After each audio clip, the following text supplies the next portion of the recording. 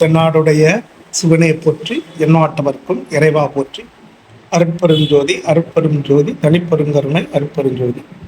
குறிஞ்சி மிஸ்டிக் சொல்லும் ஐயாவுடைய டிவி சேனல் வழியாக இந்த நிகழ்ச்சியெல்லாம் பார்த்து கொண்டிருக்கக்கூடிய பல லட்சக்கணக்கான தமிழ் உள்ளங்களுக்கு என்னுடைய முதற்கண் வணக்கத்தை தெரிவித்துக் கொள்கிறேன். இன்று நம்முடைய பதிவில் நம்ம பார்க்க இருப்பது என்ன அப்படின்னு சொல்லி பார்த்தீங்கன்னா, சண்டி பாராயணத்தினுடைய சிறப்புகள் பகுதி 2. முதல் பகுதியை பார்த்துட்டு இந்த 2வது பகுதியை பாருங்கள். அப்போ தான் உங்களுக்கு முழுமையான விஷயம் கிடைக்கும். சண்டி பாராயணத்தை பற்றி சொல்லுகின்ற பொழுது நான் என்ன சொல்லியிருந்தேன் அப்படின்னு பார்த்தீங்கன்னா, துஷ்டம்னா தெரியல, நெகட்டிவ் ஃபோர்ஸ் எல்லாத்தையும் ஒழித்து விடும் அப்படின்னு சொல்லியிருந்தேன். அதே மாதிரி குறிப்பாக மீண்டும் ஒன்று சொல்கிறேன், சண்டி பாராயணம் பண்ணுறீங்க அப்படின்னா சண்டி பாராயணம் பண்ணக்கூடிய ஆணோ பெண்ணோ அவங்க மனசுக்குள்ளே விரோதம் இருக்கக்கூடாது. மீண்டும் நல்லா ஞாபகம் வச்சுக்கோங்க. சண்டி பாராயணம் பண்ணக்கூடிய மனிதர்கள் யாரோ அவங்க மனசில் என்ன செய்யக்கூடாது, விரோதம் இருக்கக்கூடாதுன்னு நான் சொல்லிட்டேன். விரோதம் இருந்தால் சண்டி பாராயணம் உங்களையே அழித்து விடும். இதுதான் உண்மை. எப்படி நீங்கள் விரோதியை அழிக்க வேண்டிய அவசியம் கிடையாது, அது உங்களையே அழிச்சு போடும். சண்டி பாராயணத்தை யார் ஒருத்தர் பண்ணிட்டு இருக்காரோ அவரையே அதை அழிச்சு போடும். அதனால் சண்டி பாராயணம் பண்ணவர்கள் பக்காவாக பாசிட்டிவ் எனர்ஜியோடு இருக்கணும். நெகட்டிவாக அவனை அடிக்கணும், இவனை அடிக்கணும், அவனை சாய்க்கணும், இவனை சாய்க்கணும், இந்த போட்டி பொறாமை இந்த மாதிரி இனத்தெல்லாம் அறவே விட்டணும். இது ரொம்ப முக்கியம். அதாவது இன்னொன்று என்ன சொல்லியிருந்தேன் பார்த்தீங்கன்னா, சண்டியினுடைய அருள் கிடைச்சிட்டா அவங்க பெரிய பாக்கியவான்கள் அப்படின்னு சொன்னேன். புண்ணிய ஆத்மாக்கள், புண்ணியவர்கள் சொன்னேன். என்ன அப்படின்னு கேட்டிங்கன்னா, அவங்களுக்கு அவங்க பிரபஞ்சத்தை நோக்கி மழை பெய்யணும் அப்படின்னு கேட்டால் மழை பெய்யணும். அப்போது ஒரு மனிதன் கேட்கின்ற பொழுது அவன் கேட்டால் மழை பெய்யும். கேட்டான்னு நான் சொல்கிறது எப்படின்னு கேட்டிங்கன்னா, அவன் தர்மவனு நியாயவனாக இருந்து மழை கேட்டானா அவன் கேட்டதற்காக மழை பெய்யும். அப்போது மழை அவன் பெய்யென்றால் பெய்யும் அப்படின்னா அப்போ சண்டி என்னெல்லாம் கொடுக்குன்னு யோசித்து பார்த்து. பஞ்சபதத்தில் மழை ஒரு மனிதனால் பெய்ய வைக்க முடியுமானால் அப்போ சண்டி எவ்வளோ பெரிய பொக்கிஷம் அப்படின்னு பார்த்துக்கணும். அப்போது நீங்கள் அந்த தகுதி இருக்கணும். அப்போ தான் சண்டி உங்களுக்கு மேன்மை செய்யும். இந்த சண்டி அப்படிங்கிறப்போ என்னன்னு கேட்டிங்கன்னா, பொதுவாக தெய்வங்கள்கிட்ட பார்த்திங்கன்னா கையில் ஆயுதங்கள் இருக்கும். கூடுமான வரைக்கும் நீங்கள் பார்த்தீங்கன்னா இந்த தெய்வங்கள்கிட்ட ஆயுதங்கள் அப்படிங்கிறது எல்லாமே பாருங்கள் மேல் நோக்கி இருக்கும். எப்படி மேல் நோக்கி இருக்கும். அது அருவாளாக இருக்கட்டும், வாளாக இருக்கட்டும், சூலாயுதமாக இருக்கட்டும், எல்லாமே எப்படி இருக்கும், மேல் நோக்கி இருக்கும். ஆனால் இந்த சண்டிகா பரமேஸ்வரன் சொல்லக்கூடிய இந்த தெய்வத்தை எப்படி இருக்கும், கீழ் நோக்கி இருக்கும், பூமியை பார்த்தபடி இருக்கும். மேல் நோக்கி இருக்கக்கூடிய தெய்வங்கள் சக்தி வேற, கீழ் நோக்கி இருக்கக்கூடிய தெய்வத்தினுடைய சக்தி வேற.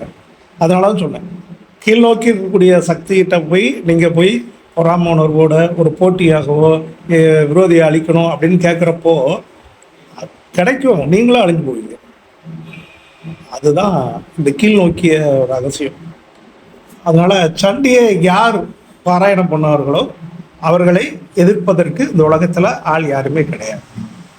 வெற்றி தான், எங்கே போனாலும் வெற்றி தான். அவர்களை பற்றி யாராவது ஒருத்தர் தப்பாக நினச்சாங்கன்னா இவங்க நினைக்க வேண்டாம், அந்த யார் நினைச்சாங்களோ அவங்களே தன்னால் நினைச்சுவாங்க, சரிவுகளை சந்திப்பாங்க. சரிங்களா? இப்போ நம்ம சண்டி பாராயணம் அப்படிங்கிறதுல பார்த்திங்கன்னா 2 முக்கியமான ஸ்லோகங்கள் இருக்குது. ஒன்று என்ன அப்படின்னு சொல்லி பார்த்தீங்கன்னா, எல்லாம் இந்த சண்டி பாராயணங்கிறது 7 ஸ்லோகம் இருக்குது. அதில் இந்த துர்கா சப்த ஸ்லோகில் 3வது ஸ்லோகமாக வரக்கூடியது தான் என்னன்னு பார்த்தீங்கன்னா, ஓம் சர்வ மங்கள மாங்கல்யே சிவே சர்வார்த்த சாதிகே சரண்யே திரியம்பகே கௌரி நாராயணி நமோஸ்துதே. அப்படின்னு சொல்கிறேன், ஞாபகம். ஓம் சர்வமங்கள மாங்கல்யே சிவே சர்வார்த்த சாதிகே சரண்யே திரியம்பகே கௌரி நாராயணி நமோஸ்துதே. இது ஒரு ஸ்லோகம். இது 3வது ஸ்லோகம் அப்படின்னு நம்ம வச்சோம். இதுக்கப்புறமா 4வது ஸ்லோகம் ஒன்று உண்டு. அது என்னன்னு பார்த்தீங்கன்னா, ஓம் சரணாம் கத ஓம் சரணாம் கத தீனார்த்த பரித்ராணபராயண சர்வஸ்ய ஆர்த்தி ஹரே தேவி நாராயணி நமோஸ்துதே. இந்த 2 ஸ்லோகங்களும் வந்து அவ்வளவு பெரிய ஆற்றல் உள்ள ஸ்லோகம். இது நம்ம பொதுவாக நிறைய பேர் கேட்டிருப்போம், ஆனால் இதனுடைய அருமையும் பெருமையும் இதனுடைய வலிமையும் என்னன்னு நமக்கு தெரியாது. சரிங்களா?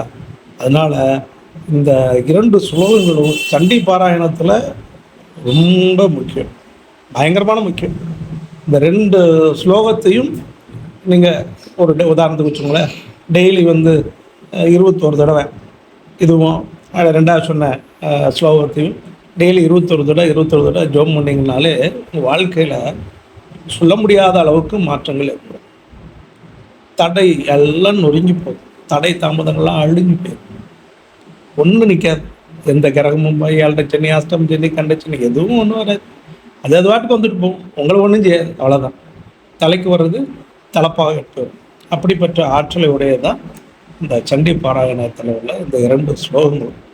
இந்த ஸ்லோகங்களுடைய பெருமையும் அருமையும் வந்து பெரும்பாலும் வெளி உலகத்தில் யாரும் சொல்லலை. இதை அப்படியே மறைச்சு வச்சு அப்படியே இதெல்லாம் வெளியே சொல்லாமல் வச்சுருக்காங்க.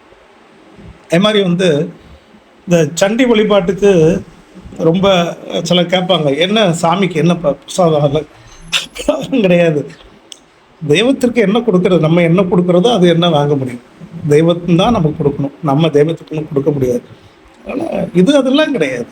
நான் சொல்லக்கூடியது ஜீவகாரணி உணர்வோடு சைவ உணவுகளும் கொடுங்க, அவ்வளோதான். மற்றபடி இதான் கொடுக்கணும் அதுதான் கொடுக்கணும் அப்படின்னு கிடையாது. ரொம்ப உசிதமானது அப்படின்னா நான் எப்போவுமே சொல்லுவேன், தெய்வ வழிபாட்டில் வந்து ரொம்ப டாப் கிளாஸ் ஆனதுன்னா வந்து ஒன்று தேன், ஞாபகம் வச்சுக்கோங்க. இன்னொன்று வாழைப்பழம். இந்த வாழைப்பழம் வந்து சூப்பராக இருக்கும். குறிப்பாக வந்து எடுத்துக்கிட்டிங்கன்னா அந்த சண்டி பாராயணத்துக்கு வந்து ரொம்ப பிடித்தமான ஒரு உணவுனா வந்து என்னன்னு கேட்டிங்கன்னா இதுதான், எது வாழைப்பழம் தான். வாழைப்பழத்துக்கு நிகரானது எதுவும் கிடையாது. அதனால் இந்த சண்டி பாராயணம் பண்ணக்கூடியவர்கள் வந்து வாழைப்பழம், தேன் இதை வந்து சாப்பிடலாம். அவங்க இதை தெய்வத்திற்கு நிவேதனமாக வச்சு பண்ணலாம். இது அவங்க வாழ்க்கையில் மேலும் மேலும் மேலும் மேலும் ஒரு முன்னேற்றத்தையும் உயர்வுகளையும் என்ன செய்யும். சரிங்களா? இப்போ இதுக்கு வந்து முக்கியமான மந்திரம் இருக்குது. அந்த மந்திரம் என்னங்கிறத 3வது பகுதி சண்டி பாராயணத்தில் 3வது பகுதியில் பார்ப்போம். சரிங்களா? வாழ்க வளமுடன், வாழ்க வளமுடன், வாழ்க வளமுடன்.